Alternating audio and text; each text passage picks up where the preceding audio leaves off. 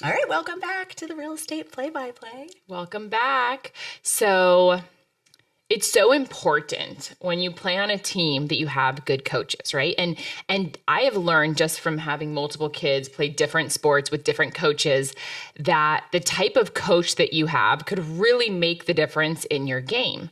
I've noticed that every personality is different and the way they mesh with coaches is different, right? Absolutely. So a coach, if it's a really good coach, they can zone in on what type of personality their player is and push them when they need to be pushed, pull back when they need to be pulled back, all with the end goal of making that player get to the next level and pushing them as far as they can, right? To excel. Right. And just knowing all the ins and outs of the game and the rules and how all the teams function, within each other too, right? Right. You're not going to turn on an NFL game on Sunday and not see a coach leading the team. Right. You're not going to watch a basketball game with no coach on the sideline. Coaches are so important, which kind of leads us to our topic today.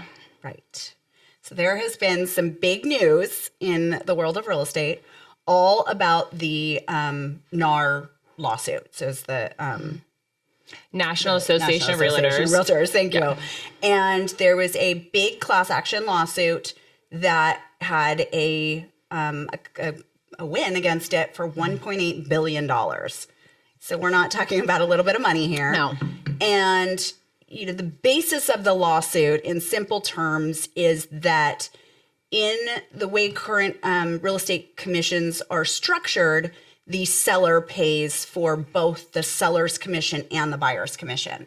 Correct. And the lawsuit claimed that commissions were being fixed or set at specific prices, and that didn't leave room for natural competition and negotiation of things, and that it was unfair that the seller is paying all of those expenses. So that's kind of the guts of the lawsuit.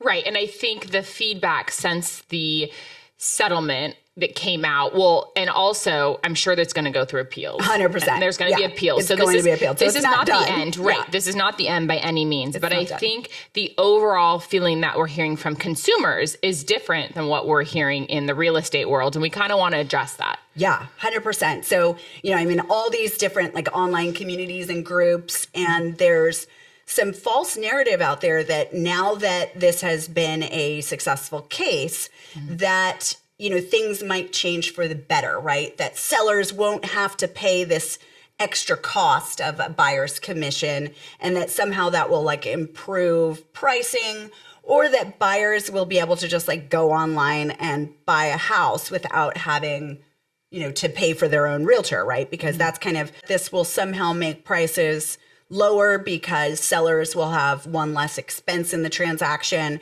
It will allow buyers to negotiate a different commission percentage with their agent and or choose to not have an agent. And so consumers, without knowing all the ins and outs of how things really work, might feel like this is a win, right? Which, I think when you really dive into the logistics of how things work, that might be a little bit naive. Right. And I think it needs to be said that we live in a world of people want to make money, right? Lawyers want to make money. Yeah. And I think a lot of this lawsuit is lawyers going after where the money is. Right. Big pockets. So big pockets. The National Association of Realtors is one of the nation's largest trade organizations that is worth a lot of money.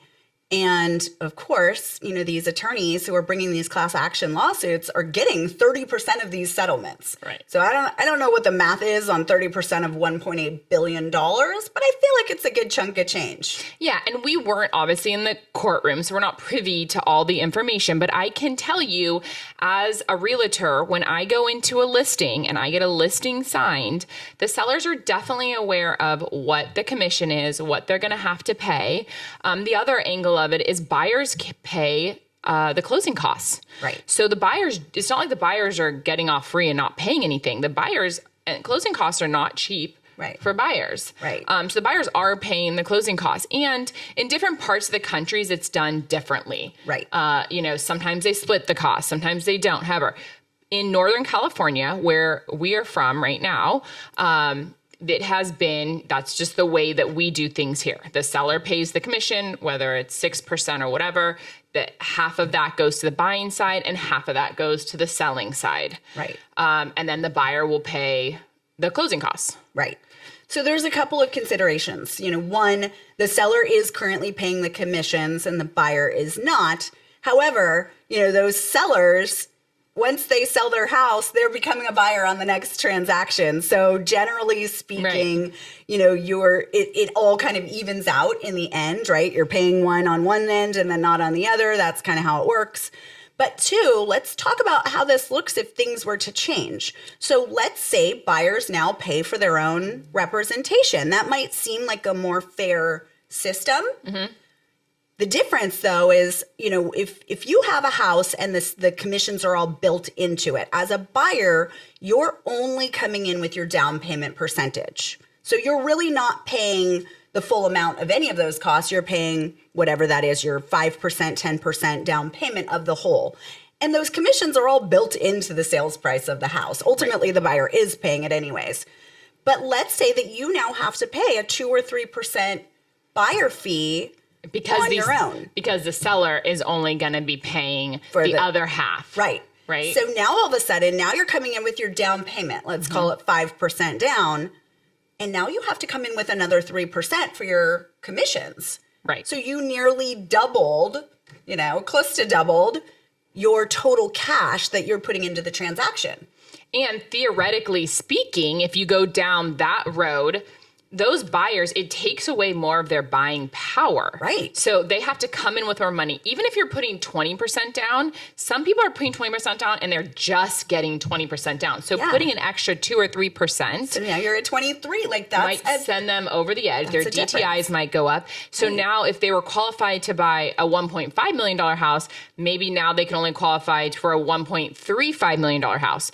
So, the seller is going to feel that on their end. Yeah. Your buyer pool as a seller is going to shrink exponentially. Probably about, at least 2/3, I would imagine, of buyers are going to be changing their buying power. Yeah. And so as a seller, you might think, okay, well, I'm winning in this, right? I'm saving 3%.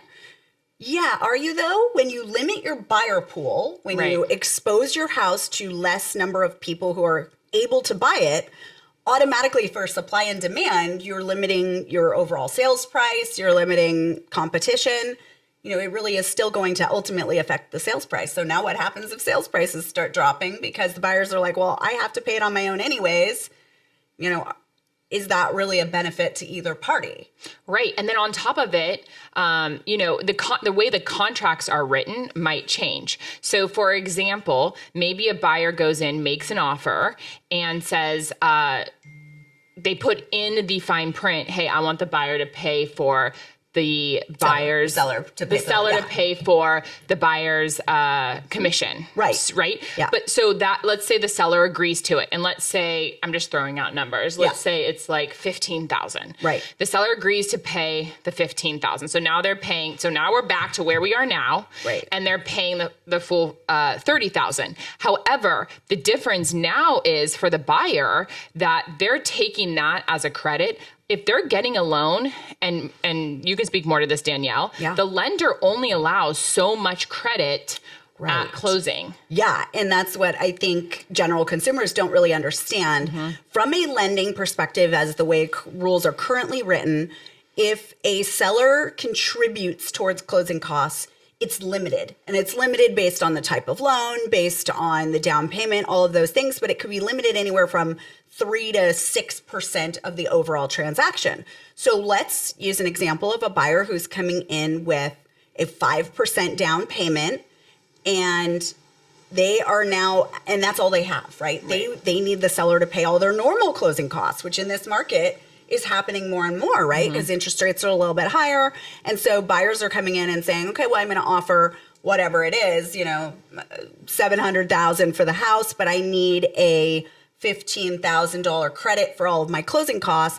Now you add on top the buyer's agent as an additional cost. It might not meet the requirements that lenders have for what that overall percentage can be.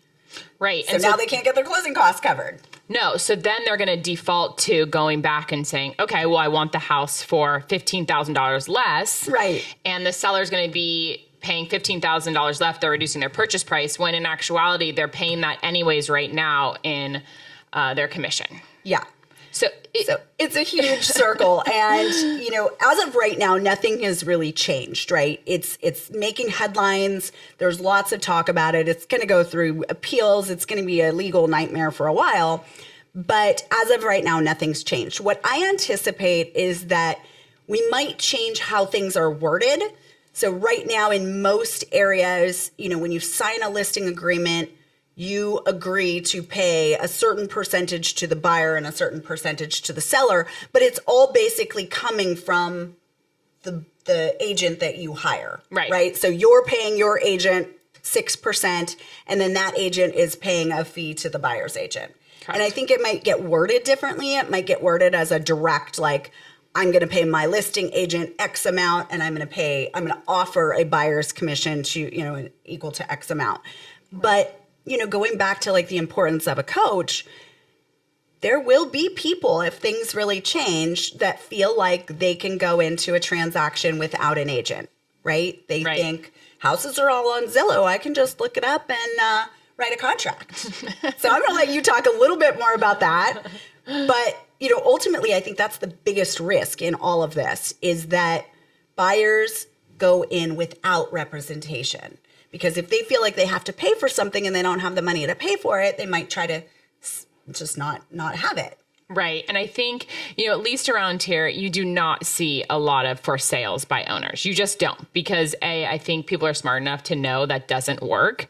And B, the people that do start out doing that always convert back by hiring a realtor, because you leave yourself open to lawsuits. It's not just writing up a contract. It's all the disclosures. You hear people talk about, oh my God, I had to sign 200 pages of disclosures. Yeah. And it's like, yes, there are a lot of disclosures, but that is all to protect the seller and the buyer, so that after the transaction closes, it prevents lawsuits from happening. Because you can sell your house and maybe you save by owner, and maybe you save that 2 or 3% commission. But afterwards, the buyer comes back and says, hey, you didn't disclose this, that, and the other, and I'm suing you for $50,000 when your commission would have been like $10,000. Right. So right. And as a buyer, you having that person to help protect you, having that person to help walk you through the process, guide it's you, not negotiate. just about writing the contract, which, writing the contract on its own, I've seen transactions where, you might have a real estate agent who's fairly new and doesn't really understand the ins and outs of things, and they write a contract thinking that they've covered bases, and then halfway through the transaction, they go, oh, that wasn't really addressed, and now their buyer has costs that they weren't anticipating. Your buyer's agent is there to help protect you from the unexpected and to help negotiate things for you, oftentimes saving you way more than what that buyer's agent commission would have cost in the first place. Yep, absolutely. So at the end of the day, it's so important to have good coaches, good trainers, people that are guiding you. You can't take them out of the equation. And I think we're going to find that moving forward, people are going to realize this, and we'll see what happens. But it's going to be interesting. As of right now, it's headlines. It's, clickbait media that is designed to sound, really exciting, and nothing has really changed as of right now. I don't know, other than the attorneys who got fat paychecks. That's really the only thing that has changed at this point. Yeah. So don't freak out. Business as usual. Business as usual. Right now, we're moving forward. Keep your representation and go buy some houses. Yeah.